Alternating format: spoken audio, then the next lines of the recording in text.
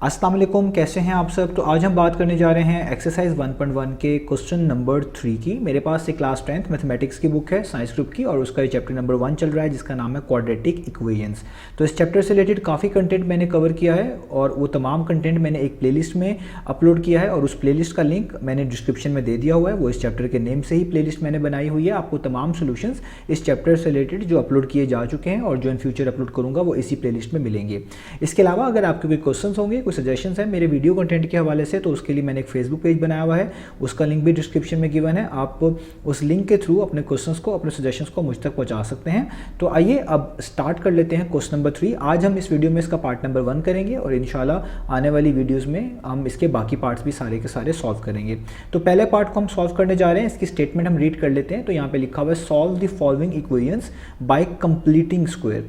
तो basically quadratic equations को solve करने के 3 मेथड हैं जो कि इस चैप्टर में डिस्कस किए गए हैं। एक तो आपके पास है फैक्टराइजेशन, एक है कंप्लीटिंग स्क्वायर मेथड जो कि आज हम सीखेंगे, और दूसरा जो मेथड है यानी इसका जो लास्ट वाला मेथड है तीसरा बेसिकली, वो है क्वाड्रेटिक फॉर्मूला। तो आज हम कंप्लीटिंग स्क्वायर मेथड से क्वाड्रेटिक इक्वेशंस को सॉल्व करना सीखेंगे। तो आइए स्टार्ट कर लेते हैं पार्ट नंबर 1 को। तो ये सामने आपको क्वेश्चन नंबर 3 का पार्ट नंबर 1 नज़र आ रहा है। तो कंप्लीटिंग स्क्वायर मेथड हम अप्लाई करते हैं अक्सर औकात क्वाड्रेटिक इक्वेशंस पे। और क्वाड्रेटिक इक्वेशंस क्या होती हैं, जिसमें आपके पास जो वेरिएबल होता है उसकी आपको हाईएस्ट पावर 2 नज़र आए या हाईएस्ट एक्सपोनेंट 2 नज़र आए, इससे बड़ा कोई और एक्सपोनेंट नहीं होना चाहिए वेरिएबल का इन्वॉल्व। तो ऐसी इक्वेशंस को हम बेसिकली क्वाड्रेटिक इक्वेशंस बोल रहे होते हैं इन जनरली। तो ये आपके पास एक क्वाड्रेटिक इक्वेशन लिखी हुई है जिसमें वेरिएबल x है और x की आपको हाईएस्ट पावर 2 ही नज़र आ रही है, यानी क्वाड्रेटिक इक्वेशन का केस है। तो जब भी आपने कंप्लीटिंग स्क्वायर मेथड करना होता है फॉलो, तो सबसे पहले आपने एक चीज़ देखनी है कि आपकी इक्वेशन स्टैंडर्ड फॉर्म में मौजूद हो। स्टैंडर्ड फॉर्म का मतलब होता है स्क्वायर वाली टर्म्स पहले, यानी वेरिएबल के लिहाज से आप देखें एक्स स्क्वायर वाली टर्म्स पहले हैं, एक्स रेज़ टू पावर 1 वाली टर्म्स बिल्कुल मिडिल में होनी चाहिए और कांस्टेंट वाली टर्म्स एंड पे होनी चाहिए। इससे आपको क्वेश्चन को स्टार्ट करने में और भी आसानी मिल जाएगी। तो ये हो गई हमारी एक पहली बात। अब स्टार्ट किस तरह करना है? स्टार्ट करने के लिए आपने आपके पास जो कांस्टेंट है वो सेपरेट होना चाहिए और वेरिएबल्स सेपरेट होने चाहिए। तो आप देखें वेरिएबल्स वाले कौन सी टर्म्स हैं, यानी 7x स्क्वायर और ये 2x, इनमें आप देख लें वेरिएबल इन्वॉल्व है x। इसको आप लेफ्ट साइड पे रखेंगे और कांस्टेंट को आप बिल्कुल सेपरेट कर देंगे, उसको आप राइट साइड पे मूव करवा देंगे। तो पहला स्टेप हमारा क्या होगा, तो हम इसका सोल्यूशन स्टार्ट करने लगे हैं। हम लिखेंगे 7x स्क्वायर, इसको बिल्कुल वैसे का वैसे ही, पॉजिटिव 2x को भी यहाँ पे वैसे का वैसे ही, और जब आप इस -1 को इक्वेशन के दूसरी तरफ मूव करेंगे तो ये +1 हो जाएगा, यानी 0 + 1 हो जाएगा। आप दोनों साइड्स पे 1 ऐड भी करवा सकते हैं, तब भी आपको यही स्टेप मिलेगा।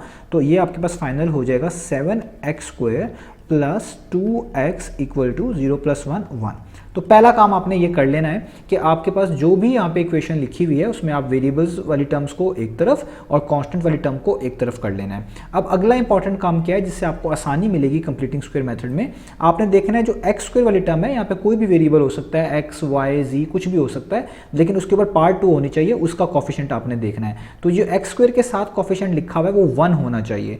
तो यहाँ पे आप देखें 7 है, अगर 1 होगा तो आपके लिए और आसानी हो जाएगी इस क्वेश्चन में। हम इसलिए जब भी कंप्लीटिंग स्क्वायर मेथड फॉलो करेंगे तो एक्स स्क्वायर कोफिशिएंट को 1 बनाएंगे। अब यहाँ पे एक्स स्क्वायर कोफिशिएंट है 7, तो इसको हम किस तरीके से 1 बनाएंगे, तो जो भी नंबर यहाँ पे लिखा होगा 1 के अलावा आपने उसी नंबर से इन सब टर्म्स को दोनों साइड पे डिवाइड कर देना है। इससे क्या हुआ करेगा कि एक्स स्क्वायर का कोफिशिएंट क्या बन जाएगा, 1 बन जाएगा। तो क्योंकि एक्स स्क्वायर के साथ लिखा हुआ है 7, तो आपको इन सारी टर्म्स को 7 पे डिवाइड कर देना है। तो आप यहाँ पे लिखेंगे dividing by 7 on both sides. आप हर टर्म को 7 से क्या कर दें, डिवाइड कर दें। और ये क्यों कर रहे हैं, क्योंकि हम चाहते हैं कि एक्स स्क्वायर का कोफिशिएंट क्या हो, 1।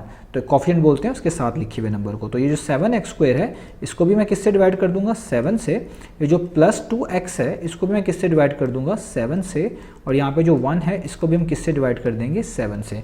तो आप देखिएगा इससे हमें क्या फ़ायदा होने वाला है, आप देखें ये 7 से कैंसिल आउट हो जाएगा, यहाँ पे जस्ट बचेगा x स्क्वायर, यहाँ पे बचेगा 2/7x, या 2x/7 लिख लें या 2/7x लिख लें, दोनों के मीनिंग सेम है। और यहाँ पे आपके पास बचेगा 1/7। तो पहला स्टेप क्या था, पहला स्टेप ये था आपने वेरिएबल्स वाली टर्म्स एक तरफ कर ली, कांस्टेंट एक तरफ कर लिया। दूसरा आपने स्टेप क्या किया, दूसरा आपने स्टेप ये किया कि एक्स स्क्वायर का कोफिशिएंट 1 होना चाहिए। अगर वो 1 नहीं है तो जो नंबर लिखा हुआ है उसी से सारे टर्म्स को डिवाइड करवा दें। तो देखिए मैंने 7 लिखा हुआ था एक्स स्क्वायर के साथ, हर टर्म को 7 से डिवाइड करवा दिया। तो 7 से कैंसिल हो गया। अब देखें एक्स स्क्वायर के साथ कुछ भी नहीं लिखा हुआ, इसका मतलब है इसका कोफिशिएंट 1 नहीं है, यहाँ पे इसको हम 1 ही कंसीडर करेंगे। अब सबसे इंपॉर्टेंट स्टेप है और वो स्टेप ये है, आपने देखना है कि एक्स का कोफिशिएंट क्या है। आप देखें इधर x का कोफिशिएंट क्या है, पॉजिटिव 2/7, यानी खाली 2/7 भी लिख लो क्योंकि पॉजिटिव ही कंसीडर कर रहे हैं हम उसको, यहाँ पे पॉजिटिव ही है वो। तो 2/7 जो भी x का कोफिशिएंट है आपने इसका हाफ करना है, और हाफ करने के बाद जो आंसर आएगा उसका स्क्वायर कर देना है, और फिर आपने वो दोनों तरफ ऐड करवा देना है। तो पहले मैंने आपको क्या कहा है, इसका हाफ करें। तो देखें x का कोफिशिएंट क्या लिखा हुआ है, वो लिखा हुआ है 2/7। तो आप क्या करेंगे, यहाँ पर मैं दिखाता हूँ आपको, आपने 2/7 का हाफ करना है। हाफ का मतलब है जो भी चीज़ लिखी होगी उसको आपने 2 पे डिवाइड कर देना है इस तरीके से। तो देखिए मैंने 2/7 को डिवाइडेड बाय क्या कर दिया, 2 कर दिया। ठीक है, अब आपको ये चीज़ें पता है, अगर 2 के नीचे कुछ नहीं लिखा हुआ आप 1 भी कंसिडर कर सकते हैं। इससे फ़ायदा क्या होगा, जब आप डिवाइड को मल्टीप्लाई में बदलेंगे तो आपको पता है जब भी डिवाइड को मल्टीप्लाई में बदलते हैं तो जो उसके आगे फ्रैक्शन लिखी होती है उसको आप रेसिप्रोकल कर देते हैं। जो चीज़ नीचे लिखी होती है ऊपर लिख देते हैं, और जो ऊपर है उसको नीचे लिख देते हैं। तो 1 ऊपर आ जाएगा और 2 नीचे आ जाएगा, और आप देखें 2 से क्या हो गया कैंसिल, ऊपर बचा 1 और नीचे बचा 7। तो जस्ट आप लिख सकते हैं ऊपर 1 और नीचे 7। तो देखिए 1/7 आ गया। तो मैंने आपको पहले क्या बात बताई कि जो x का कोफिशिएंट है उसका हाफ करें। हाफ का मतलब उसको हमेशा 2 पे डिवाइड करेंगे। तो देखिए मैंने 2 पे डिवाइड किया तो 1/7 आ गया। अब आप इसका स्क्वायर ले लें। क्या ले लें, इसका स्क्वायर। स्क्वायर का मतलब है इसका होल स्क्वायर, यानी आप लिख दें 1/7 और इस पे क्या आ जाएगा आपके पास, होल स्क्वायर। तो जो चीज़ आपके पास आएगी फाइनल ये वाली, ये आपने दोनों साइड्स पे ऐड करवा देनी है। तो हम यहाँ पे लिखेंगे x² plus 2 times x over 7 plus ये वाला जो नंबर हमने फाइंड आउट किया है जो कि है 1/7, यहाँ पे भी स्क्वायर, इधर भी ऐड करवा देंगे, और यहाँ पे भी तो पहले से 1/7 था, इसमें भी क्या ऐड करवा देंगे 1/7 का इस तरीके से होल स्क्वायर। आप यहाँ पे लिखेंगे भी कि एडिंग, आपने क्या किया है, आपने ऐड किया है किसको, 1/7 के होल स्क्वायर को, किसके ऊपर, बोथ साइड्स पे, ऑन बोथ साइड्स। ये मैंने मेंशन भी यहाँ पे कर दिया, आप भी कर देंगे तो और बेहतर हो जाएगा। अब ये हमने स्क्वायर क्यों ऐड किया, एक्चुअली कंप्लीटिंग स्क्वायर का मतलब ये होता है कि आप स्क्वायर कंप्लीट करवाते हैं। आपने फॉर्मूलाज पढ़ रखे हैं जिनको हम आइडेंटिटीज़ भी बोलते हैं, a+b का होल स्क्वायर और a-b का होल स्क्वायर और a² - b², ये सारी आइडेंटिटीज़ हैं। हम असल में a+b और a-b जो होल स्क्वायर के फॉर्मूलाज हैं जिनको आप आइडेंटिटीज़ भी बोलते हैं वो कंप्लीट करवा रहे होते हैं। तो इसलिए हम इसको बोलते हैं कंप्लीटिंग स्क्वायर। ठीक है, इसमें हम स्क्वायर कंप्लीट करते हैं। कैसे, अब आप देखें ये तीनों टर्म्स पॉजिटिव हैं, और एक पे पहली वाली पे भी स्क्वायर है, लास्ट वाली पे भी स्क्वायर है। तो आपको याद होगा हमने इस तरह की एक आइडेंटिटी पढ़ रखी है जो कि होती है a+b होल स्क्वायर, वो इक्वल होती थी a² plus 2 times of ab plus b²। तो देखिए आपकी ये लेफ्ट वाली टर्म बिल्कुल ऐसे ही है, ये आपकी a² है, ये वाली टर्म b² का रोल प्ले कर रही है, और आप जब 2ab करेंगे सॉल्व तो ये 2/7x ही आएगा। ठीक है, तो इसका मतलब है ये कंप्लीट फॉर्मूला बन गया, कंप्लीट स्क्वायर हो गया एक तरह का a+b का होल स्क्वायर। यानी आप इस चीज़ को लिख सकते हैं, ये आपके पास जो पहली चीज़ स्क्वायर के नीचे होगी ये a कहलाएगी, यानी x। यहाँ पे जो बीच में जो साइन होगा आपने वो वाला देखना है, बीच में साइन है आपके पास पॉजिटिव, तो यहाँ पे लिखूंगा पॉजिटिव, और लास्ट वाली जो टर्म है जो कि स्क्वायर के नीचे लिखी हुई है वो होगी b आपकी, यानी 1/7, और इस पे आप क्या अप्लाई कर देंगे, होल स्क्वायर। यानी कहने का ये मतलब है कि ये फॉर्मूला बन जाता है, जब आप ये सारा प्रोसेस करते हैं ये पूरा कंप्लीट फॉर्मूला बन जाता है। या तो a² plus b² plus 2ab वाला फॉर्मूला बनेगा, या a² plus b² minus 2ab वाला बनेगा, दोनों में से कोई एक का बनेगा। तो यहाँ पे सारी टर्म्स पॉजिटिव हैं तो ये वाला फॉर्मूला बन रहा है। इसको आप टेस्ट भी कर सकते हैं। आप इस वाली चीज़ को जो मैंने लिखा है इसका स्क्वायर ओपन करेंगे तो x² की जगह पे आ जाएगा, 1/7 का स्क्वायर इधर 1/7 के स्क्वायर पे आ जाएगा, और जब आप 2ab करेंगे तो 2 तो वैसे ही आएगा, ax है तो 2x हो जाएगा, और b 1/7 है तो 2x को 1/7 से मल्टीप्लाई करेंगे तो 2x/7 ही आएगा। तो बीच में देखें 2x/7 ही लिखा हुआ है, यानी a² plus b² plus 2ab। अब जब आप ये वाला काम कर लेंगे, इधर वाले टर्म को भी थोड़ा सा सॉल्व करना पड़ेगा आपको।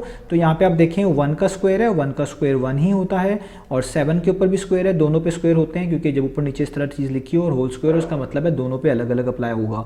तो 1 का स्क्वायर 1 और 7 का स्क्वायर कितना होता है, वो होता है 49। जहाँ तक हमने कर लिया। अब ये जो इसकी राइट साइड है इधर आपको एलसीएम लेना पड़ेगा, और एलसीएम ले लें या आप डिनोमिनेटर सेम भी करवा सकते हैं, बहुत ईजी है, चीज़ें आपको आती हैं, कैलकुलेटर अलाउ भी है। आप देखें यहाँ पे 49 लिखा हुआ है, इस 7 को भी मैं 49 बना सकता हूँ। तो आप क्या करेंगे, इस 7 को नीचे भी 7 से मल्टीप्लाई कर दें और इधर भी 7 से मल्टीप्लाई कर दें। तो जब नीचे आपने डिनोमिनेटर सेम बनाना होता है तो इससे चीज़ें आसान हो जाती हैं, और आप इसका एलसीएम लेके बनाते हैं। आप 7 और 49 का एलसीएम भी लेंगे तो 49 ही आएगा। इससे पता चलता है कि आप नीचे वाले दोनों टर्म्स को 49 बना सकते हैं। तो तो पहली टर्म तो पहले से 49 थी, इसलिए मैंने दूसरे को 49 बना लिया है। वो किस तरह बनाया है, 7 से मल्टीप्लाई भी कर दिया नीचे ऊपर और नीचे डिवाइड भी कर दिया। तो 7 1 टाइम्स 7, नीचे 7 7 टाइम्स 49 और इधर आपके पास आ गया 1/49 और यहाँ पे सारी की सारी जो टर्म्स हमने लिखी हुई थी यानी x + 7 1/7 और उसका होल स्क्वायर वैसे का वैसे ही आ गया। तो अब यहाँ तक सॉल्व कर लेने के बाद आप इसको वैसे उतार लें, यानी आप लिख लें x + 1/7 और इसके ऊपर आप कह लें स्क्वायर। इस तरीके से इन दोनों में आप देखें डिनोमिनेटर सेम है। डिनोमिनेटर सेम करने का फ़ायदा ये होता है कि आप इस डिनोमिनेटर को एक दफ़ा लिख लें 49 और ये जो ऊपर वैल्यूज़ होती हैं इनको वैसे ही उतार सकते हैं। तो आप यहाँ पे लिख लेंगे 7, बीच में प्लस और इधर साथ 1। तो यहाँ पे आपके पास हो जाएगा x + 1/7 और यहाँ पे होल स्क्वायर और 7 + 1 कितना होता है, वो होता है 8 और नीचे क्या आ जाएगा आपके पास 49। अब देखिए आपने x की वैल्यूज़ को फाइंड आउट करना है और इधर जो x की वैल्यूज़ हैं वो ब्रैकेट के अंदर है और होल स्क्वायर लगा हुआ है। जब तक ये स्क्वायर खत्म नहीं करेंगे आप x की वैल्यू इजीली फाइंड आउट नहीं कर सकते हैं। तो इस स्क्वायर को खत्म करने के लिए मैं दोनों साइड्स पे क्या अप्लाई करना पड़ेगा, स्क्वायर रूट अप्लाई करना पड़ेगा। तो इसलिए हम यहाँ पे लिखेंगे taking square root on both sides. तो हम यहाँ पे लिखेंगे taking square root on both sides, दोनों साइड्स के ऊपर हमने क्या अप्लाई करना है, स्क्वायर रूट अप्लाई करना है। क्योंकि स्क्वायर को ख़त्म करना है तो वो तभी ख़त्म होगा जब आप स्क्वायर रूट अप्लाई करेंगे। तो यहाँ पे मैं लिख दूंगा x + 1/7 इधर होल स्क्वायर और इसके ऊपर स्क्वायर रूट, ये मैंने स्क्वायर रूट अप्लाई कर दिया और इधर भी 8/49 के ऊपर मैंने यहाँ पे स्क्वायर रूट अप्लाई कर दिया। ठीक है, और याद रखिएगा स्क्वायर रूट के दो पॉसिबल आंसर्स होते हैं, एक पॉजिटिव और एक नेगेटिव। जब हम इनका आंसर फाइंड आउट कर लेंगे, जो भी निकालेंगे वो हम एक तरह के दो चीज़ों को रख के सॉल्व करेंगे, एक उसको पॉजिटिव और एक उसको नेगेटिव। क्योंकि इस साइड पे इक्वेशन है इसलिए मैं इसको कह रहा हूँ कि इसको हम सॉल्व करेंगे। अदरवाइज अगर सिंपल स्क्वायर रूट होता तो मैं इसको जस्ट इतना बताता कि स्क्वायर रूट के दो पॉसिबल आंसर्स होते हैं, एक पॉजिटिव और एक नेगेटिव। तो यहाँ पे आप देखें ये तो कैंसिल हो जाएगा ना, तो इसलिए इसको हम यहाँ पे लिख देंगे x + 1/7। ठीक है, यहाँ पे तो स्क्वायर रूट से कैंसिल हो गया। अब इधर स्क्वायर रूट का मतलब है कि वो 8 पे अलग से है और 49 पे अलग से है, यानी ऊपर वाला 8 का स्क्वायर रूट तो वैसे का वैसे ही रहेगा क्योंकि कोई ऐसा नंबर नहीं है जिसका स्क्वायर करें वो 8 बन जाए। लेकिन 49 का स्क्वायर रूट सॉल्व हो सकता है क्योंकि आपको पता है 49 का स्क्वायर रूट क्या होता है, वो होता है 7। 7 का स्क्वायर करने से 49 आता है, तो 49 का स्क्वायर रूट तो निकल आएगा, वो है 7। तो नीचे क्या आ जाएगा 7। ये अलग अलग स्क्वायर रूट मैंने अप्लाई किया, ऊपर वाले पे अलग, नीचे वाले पे अलग। तो ऊपर वाले पे तो उसको फर्दर सॉल्व करने की जरूरत नहीं थी, ना वो हो रहा था, तो मैंने इसको यहाँ पे लिख दिया। 49 का स्क्वायर रूट इजीली निकल आता है, वो 7 है, तो मैं नीचे 7 लिख दिया और यहाँ पे क्या आ जाएगा आपके पास पॉजिटिव और नेगेटिव। अब आपने क्या करना है, इस पूरी चीज़ को, ये जो x + 1/7 लिखा हुआ है, इसको दो बार सॉल्व करना है, एक बार पॉजिटिव वैल्यू लेकर और एक बार नेगेटिव वैल्यू लेकर। तो हम इसको लिखेंगे, इसके दो पॉसिबल बेसिकली आंसर हो सकते हैं। एक आंसर तो ये होगा कि x + 1/7 किसके इक्वल आ जाए, plus square root of 8 divided by 7 यानी पॉजिटिव वैल्यू के। या फिर ये पॉसिबिलिटी भी एक बन सकती है, वो क्या है, वो है कि आपके पास x + 1/7 किसके इक्वल आ जाए, वो आ जाए नेगेटिव स्क्वायर रूट ऑफ 8/7 के, इस तरीके से। ठीक है, तो अब हम इसको फर्दर कर लेते हैं। आपने x की वैल्यू निकालनी है, ये पॉजिटिव 1/7 है, ये इक्वेशन के दूसरी साइड पे मूव करेंगे तो नेगेटिव 1/7 हो जाएगा इस तरीके से। और यहाँ पर इसको फर्दर सॉल्व कर लें, इन दोनों का डिनोमिनेटर सेम है तो 7 एक दफ़ा आ जाएगा नीचे और जो बाकी वैल्यू है वो वैसे की वैसी आ जाएगी, यानी स्क्वायर रूट 8 वैसे ही -1 वैसे का वैसे ही। इसको मैं थोड़ा सा प्रॉपर करके लिख दूँ क्योंकि थोड़ा सा ख़राब हो गया इस तरीके से। तो ये हमारे पास हो गया स्क्वायर रूट ऑफ 8 -1। ठीक है, अब इस वैल्यू को भी इधर सॉल्व कर लेते हैं, तो यहाँ पे भी x वैसे ही रहेगा, ये -स्क्वायर रूट ऑफ 8/7 वैसे ही, और ये पॉजिटिव 1/7 इक्वेशन के दूसरी तरफ आएगा तो ये हो जाएगा नेगेटिव 1/7। क्योंकि x की वैल्यू निकालनी है तो जिसकी वैल्यू निकालनी होती है उसको हम सेपरेट कर लेते हैं। तो इधर भी डिनोमिनेटर्स जो हैं वो सेम है, तो इसको आप लिख लें एक दफ़ा और बाकी सारी वैल्यूज़ वैसी आएंगी, यानी नेगेटिव स्क्वायर रूट ऑफ 8 और -1 वैसे का वैसे ही आ जाएगा यहाँ तक। तो देखिए ये दोनों ही हमारे इसके सोल्यूशन आ चुके हैं। आप ज़्यादा से ज़्यादा इसको ये सॉल्व कर सकते हैं कि आप कैलकुलेटर में लिखें स्क्वायर रूट ऑफ 8। तो देखिए मैं कैलकुलेटर में लिखता हूँ स्क्वायर रूट ऑफ 8, तो क्या आंसर आता है, इसका आंसर आता है 2 स्क्वायर रूट ऑफ 2। तो आप इस 8 की जगह पे यानी स्क्वायर रूट ऑफ 8 की जगह पे लिख सकते हैं 2 स्क्वायर रूट ऑफ 2। तो मैं अगर इसको अरेंज करके लिख लूँ, स्क्वायर रूट वाले टर्म्स हम बाद में लिखते हैं, पहले सिंपल कॉन्स्टेंट टर्म्स लिख लें, वो ज़्यादा बेहतर होता है। ऐसे भी लिख लें तो कोई गलत नहीं है। तो देखें ये लिखा हुआ है स्क्वायर रूट ऑफ 8 -1, तो -1 अगर मैं पहले लिख लूँ और ये पॉजिटिव स्क्वायर रूट ऑफ 8 है तो मैं लिखूंगा पॉजिटिव स्क्वायर रूट ऑफ 8 का आंसर अभी मैंने आपको कैलकुलेटर से क्या बताया है, वो आता है 2 स्क्वायर रूट ऑफ 2। तो एक आंसर तो ये बन जाता है और इसको भी ज़रा और बेहतर अंदाज में अगर इसी तरीके से लिख लूँ कि जो कांस्टेंट टर्म है, यानी ये जो 1 है, स्क्वायर रूट के बगैर वाली टर्म बेसिकली मैं कहना चाह रहा हूँ, -1 स्टार्ट में और ये नेगेटिव वैसे का वैसे ही, और इधर भी स्क्वायर रूट ऑफ 8 मैंने अभी आपको दिखाया भी है, वो 2 स्क्वायर रूट ऑफ 2 के इक्वल होता है, तो 2 स्क्वायर रूट ऑफ 2/7 बन जाता है। तो इन्हीं दोनों वैल्यूज़ को आप ऐसे भी लिख सकते हैं।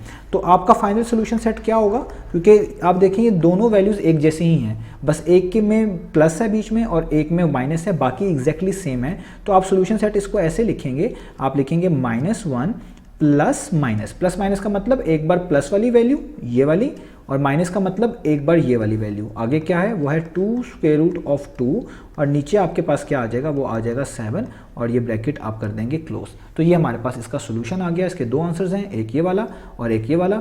तो ये था हमारे पास कंप्लीटिंग स्क्वायर मेथड। तो इस तरीके से अब हम बाकी पार्ट्स को भी इंशाल्लाह आने वाली वीडियोज़ में सॉल्व करेंगे और अपने क्वेश्चंस को हम कंप्लीटिंग स्क्वायर मेथड से इंशाल्लाह अच्छे से सॉल्व करना सीख जाएंगे।